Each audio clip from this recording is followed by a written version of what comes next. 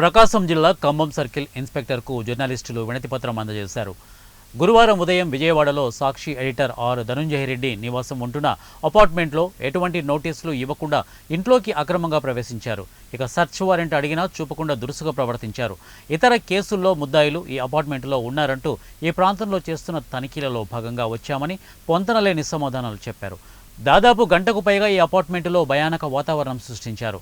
గౌరవప్రదమైన పత్రికా ఎడిటర్గా బాధ్యతలు నిర్వహిస్తున్న ఆర్ ధనుంజయ రెడ్డి వ్యక్తిగత స్వేచ్ఛకు భంగం కలిగించడంతో పాటు ప్రజా సమస్యలు ప్రభుత్వం దృష్టికి తీసుకువెళ్లి పరిష్కరించే ప్రక్రియలో భాగస్వాములవుతున్న పత్రికా రంగంపై దాడి చేయడం ప్రజాస్వామ్యానికి గొడ్డలిపెట్టుగా భావిస్తున్నాం.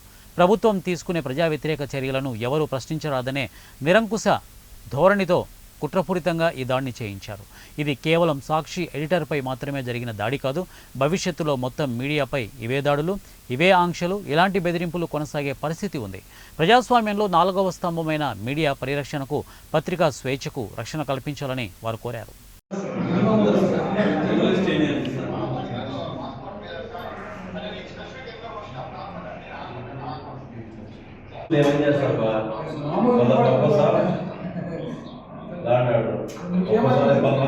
కొంతమందికి నచ్చదు,